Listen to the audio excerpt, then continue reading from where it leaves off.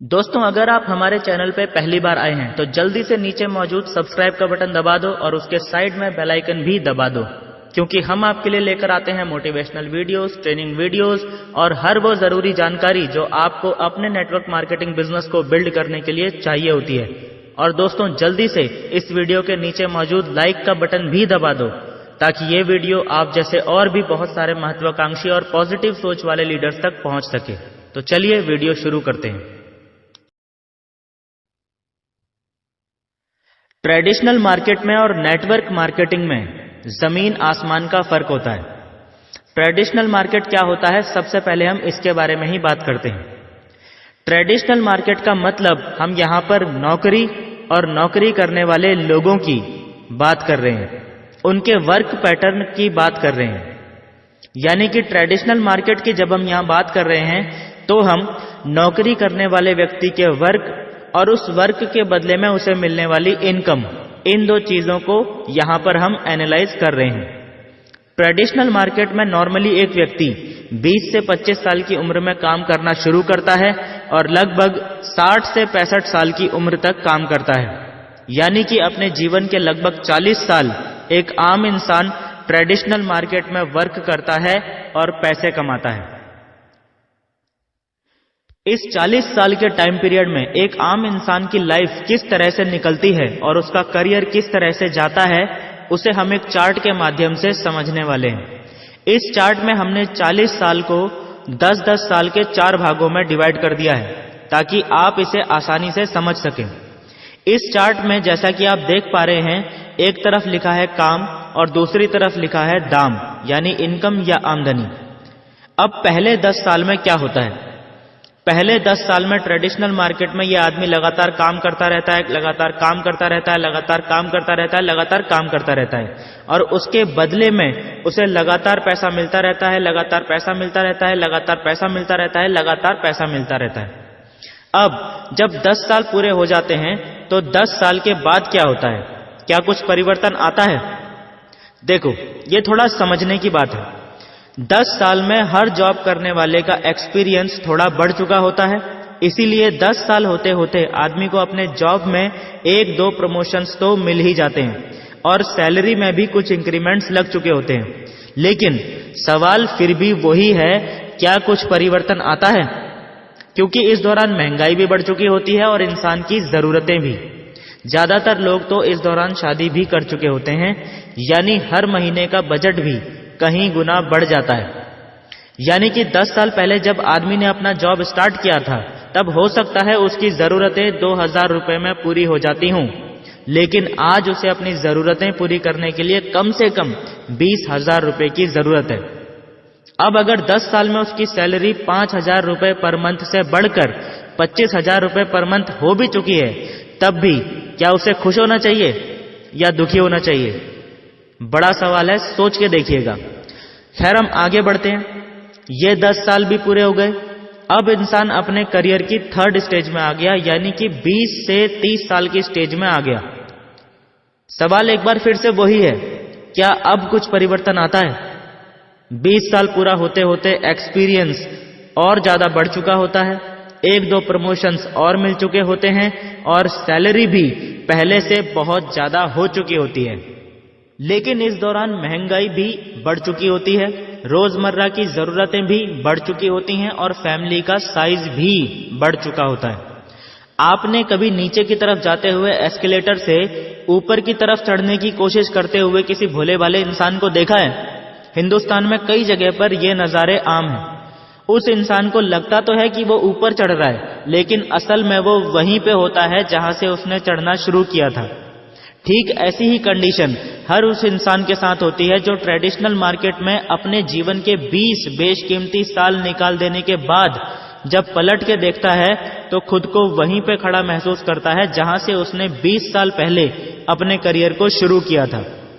उसके living standard में कोई बहुत बड़ा चमत्कारिक परिवर्तन नहीं आया होता है। 20 साल जॉब करने के बाद भी वो आदमी ये नहीं कह सकता कि अब मैं अमीर लोगों की कैटेगरी में खड़ा हो गया हूं या मुझे वो सारे टैक्स बेनिफिट्स मिलने लग गए हैं जो सिर्फ अमीर लोगों को मिलते हैं। अब आती है इंसान के करियर की फोर्थ स्टेज यानी कि 30 से 40 साल का टाइम पीरियड। परिवर्तन यहां भी कुछ खास नहीं आता। इस स्टेज तक आते आते ज्यादातर लोग शारीरिक रूप से और मानसिक रूप से थक चुके होते हैं, कार्य क्षमता घट चुकी होती है।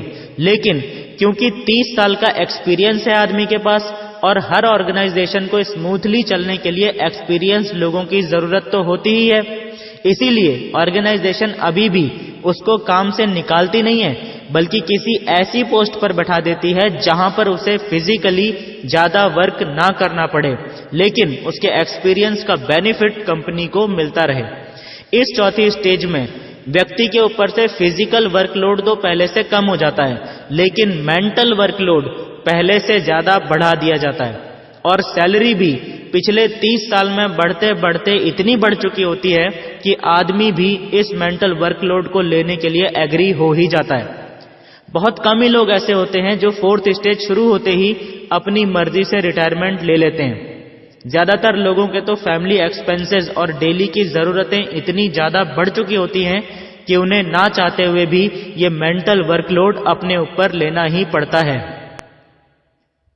जैसा कि आप देख पा रहे हैं कि ट्रेडिशनल मार्केट में करियर की हर स्टेज में व्यक्ति को काम करना ही पड़ रहा है और उसको पैसा भी मिल रहा है। लेकिन जब 40 साल हो जाते हैं, जब इंसान 60 से 65 साल की उम्र में पहुंच जाता है, तब क्या होता है? तब होता है रिटायरमेंट, जिसका सीधा सा मतलब यह होता है कि जिस कंपनी को आपने पूरी जिंदगी दे दी, उस कंपनी को अब आपकी जरूरत नहीं रही। गन्ना देखा है? गन्ने का जूस भी पिया होगा। जूस बेचने वाला व्यक्ति जो गन्ने के साथ करता है, ट्रेडिशनल मार्केट में कोई कंपनी भी आपके साथ ठीक वही करती है।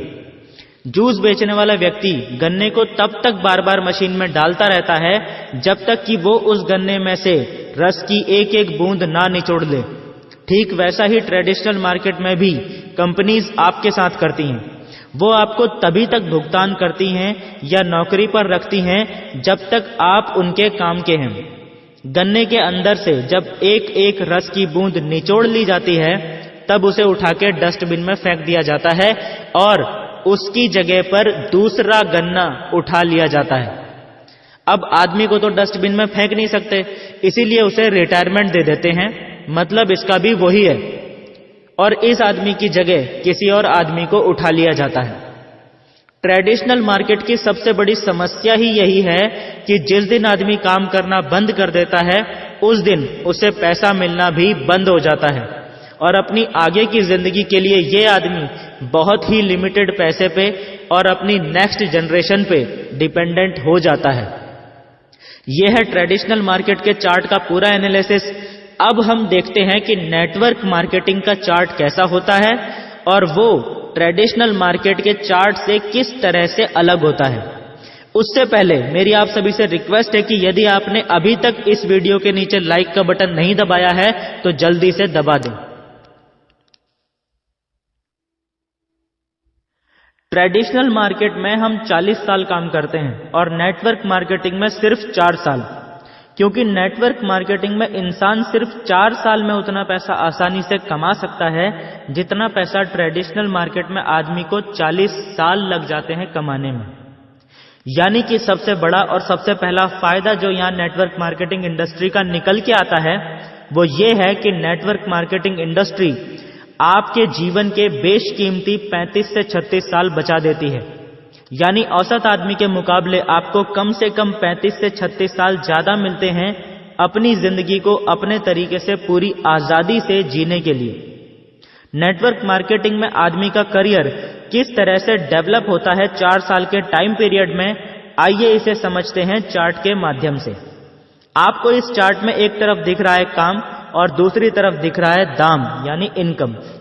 4 सालों को हमने एक एक साल के 4 भागों में विभाजित कर दिया है ताकि आप आसानी से इसे समझ सकें। बात करते हैं पहले साल की। पहले साल को नेटवर्क मार्केटिंग बिजनेस के अंदर ट्रेनिंग पीरियड कहा जाता है। यह साल लर्निंग का होता है। नेटवर्क मार्केटिंग बिजनेस में सक्सेस होने के लिए आपको जितनी भी टेक्निकल और नॉन टेक्निकल स्किल्स सीखने की जरूरत होती है वो आप इसी पहले साल में सीखते हैं। जब आप पहले साल में इस बिजनेस को सीखते हुए डेवलप कर रहे होते हैं तो आपको यहां ट्रेडिशनल मार्केट के मुकाबले ज्यादा मेहनत करनी होती है, ज्यादा एफर्ट लगाना होता है। लेकिन ज्यादातर नेटवर्कर्स की इनकम ट्रेडिशनल वर्क के मुकाबले कम होती है। यही कारण होता है कि बहुत सारे लोग इस बिजनेस से बैकआउट कर लेते हैं, यानी पहले 2-3 महीनों में ही जब उन्हें लगता है कि यार यहां मेहनत तो बहुत ज्यादा करनी पड़ रही है लेकिन इनकम कुछ नहीं आ रही है, और जो भी 2-4 चेक बन भी रहे हैं वो भी फील्ड वर्क में ही खर्च हो जा रहे हैं, तो वो इस बिजनेस को क्विट कर देते हैं। ये वो लोग होते हैं जिनको नेटवर्क मार्केटिंग की ताकत का बिल्कुल भी अंदाजा नहीं होता है और जिंदगी भर यही कहते फिरते हैं कि मैंने भी ज्वाइन किया था, कुछ नहीं हुआ, या मेरा पैसा डूब गया। अगर आप भी ऐसे कुछ लोगों से टकरा चुके हो तो कमेंट बॉक्स में टाइप कर दो यस। अब मैं आपको इस चार्ट में आगे जो एक्सप्लेन करने जा रहा हूं उसे जिस व्यक्ति ने सुन लिया वो कभी भी नेटवर्क मार्केटिंग को छोड़ नहीं सकता। अगर आपने पहले साल इस बिजनेस को झेल लिया, अगर आपने पहले साल इस बिजनेस को पूरी ईमानदारी और मेहनत से कर लिया, तो दोस्तों दूसरे साल में इस बिजनेस में आपका जीवन बदलना शुरू हो जाता है। कैसे, आइए समझते हैं। पहले साल में जब आपने बिजनेस शुरू किया था तब आप अकेले थे, लेकिन पहला साल खत्म होने के बाद अब आप अकेले नहीं रह जाते हैं, आपके साथ एक टीम बन जाती है। ये टीम कितनी भी हो सकती है, 50, 100 या 500, यह आपके पर्सनल एफर्ट और सीखने की स्पीड पर डिपेंड करता है।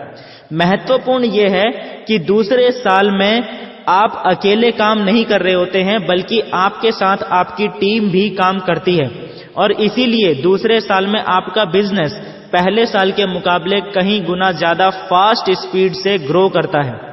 यानी कि एफर्ट आपको पहले साल के मुकाबले कम लगाना पड़ता है, लेकिन इनकम आपको पहले साल के मुकाबले काफी ज्यादा होती है, जैसा कि आप डायग्राम में देख भी पा रहे हैं।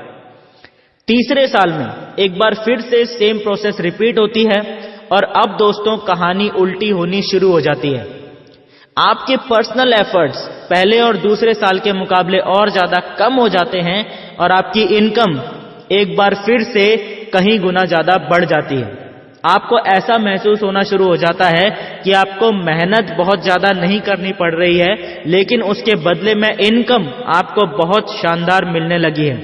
ऐसा इसीलिए होता है क्योंकि नेटवर्क मार्केटिंग में day by day, week by week, month by month लगातार आपकी टीम बड़ी होती चली जाती है, और यही नेटवर्क मार्केटिंग की असली ताकत है।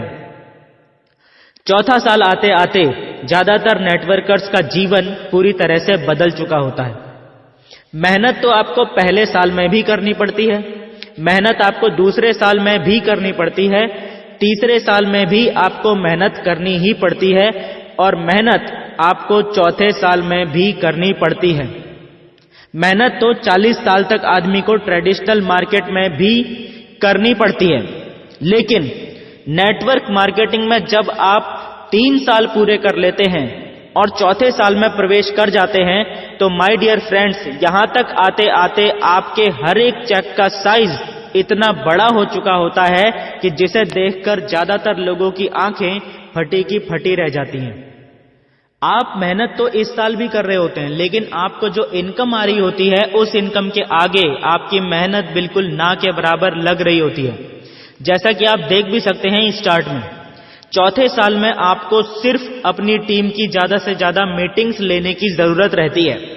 जितनी ज्यादा आप अपनी टीम को इकट्ठा करके रखेंगे, जितनी ज्यादा आप अपनी टीम को मैनेज करके रखेंगे, जितनी ज्यादा से ज्यादा आप अपनी टीम को ट्रेनिंग्स देंगे, ये काम आपका चौथे साल में रह जाता है। और ये काम एक्चुअल में उतना टफ नहीं होता है जितना टफ पहला और दूसरा साल होता है, क्योंकि पहले दूसरे साल में आप ज्यादातर टाइम नेगेटिव लोगों के बीच में होते हैं, लेकिन चौथा साल आते आते आपके आसपास इतनी टीम क्रिएट हो चुकी होती है कि आप 24 आवर पॉजिटिव लोगों के बीच में रहते हैं, तो आपको ज्यादा प्रॉब्लम नहीं होती।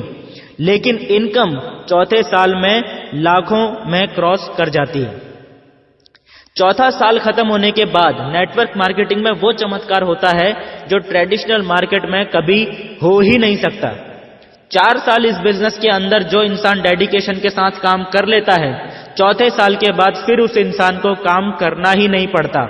उसकी टीम में इतने लीडर्स खड़े हो चुके होते हैं, इतने अचीवर्स खड़े हो चुके होते हैं कि उस व्यक्ति को चौथे साल के बाद सिर्फ एक ही काम रह जाता है, फंक्शंस और मेगा सेमिनार्स में एज अ चीफ गेस्ट जाओ, हाथ हिलाओ, थोड़ा सा लोगों को 10-15 मिनट मोटिवेट करके आ जाओ। फूल मालाओं से, ढोल नगाड़ों से, तालियों की गड़गड़ाहट से आपका स्वागत होता है। महाराजाओं सा सम्मान आपको मिलना शुरू हो जाता है 5वें साल से, और आपकी इनकम लगातार मल्टीप्लाई होती चली जाती है। जिन कंपनीज में कैपिंग है, मैक्सिमम लोग कैपिंग पर पहुंच चुके होते हैं, और जिन कंपनीज में कैपिंग नहीं है, खासकर जनरेशन प्लान की मैं यहां पर बात कर रहा हूं, जिनमें कैपिंग सिस्टम नहीं होता, उनके अंदर तो आपकी इनकम बेतहाशा बढ़ती चली जाती है। फिर आपको खुद ही पता नहीं चलता कि आपका बिजनेस इंडिया के अंदर कहां-कहां, किस-किस सिटी में ग्रो होता चला जा रहा है। So this is the difference between traditional market and network marketing. Traditional market के अंदर आप खुद को धीरे धीरे खत्म कर रहे होते हैं, लेकिन नेटवर्क मार्केटिंग में आप खुद को डेवलप कर रहे होते हैं, ग्रो कर रहे होते हैं। यह खुद आपको अपनी लाइफ में डिसाइड करना है कि आपको खुद को धीरे धीरे मारना है या खुद को धीरे धीरे अमर करना है। यह आप पे डिपेंड करता है कि आपको अपनी लाइफ में, अपने करियर में क्या चुनना है। अभी कुछ लोग हो सकते हैं जिनके पास ये वीडियो पहुंचे और वो लोग सोचें कि यार नेटवर्क मार्केटिंग के बारे में तो थोड़ा बहुत सुना तो है, लेकिन आज तक कभी नेटवर्क मार्केटिंग बिजनेस ज्वाइन नहीं करी है। दोस्तों, अगर आप लोगों ने अभी तक कोई नेटवर्क मार्केटिंग कंपनी ज्वाइन नहीं करी है, या आपने कभी कोई नेटवर्क मार्केटिंग कंपनी ज्वाइन करी थी लेकिन आपका एक्सपीरियंस अच्छा नहीं रहा था, तो आपको बिल्कुल भी निराश होने की जरूरत नहीं है। आपको सिर्फ इतना करने की जरूरत है कि ये वीडियो जिस व्यक्ति के माध्यम से आप तक पहुंची है, उसके साथ बैठिए। उस व्यक्ति ने ये वीडियो आपसे इसीलिए शेयर की है ताकि आपको नेटवर्क मार्केटिंग की असली ताकत का अंदाजा लग सके। और अगर आपको नेटवर्क मार्केटिंग की असली ताकत का अंदाजा लग गया है, तो उस व्यक्ति से संपर्क कीजिए। वो आपको बताएंगे कि नेटवर्क मार्केटिंग के अंदर आप किस तरीके से वो सारी चीजें हासिल कर सकते हैं सिर्फ 4 साल में, जिनके बारे में मैंने इस वीडियो में चर्चा की है। Thank you and wish you all the best.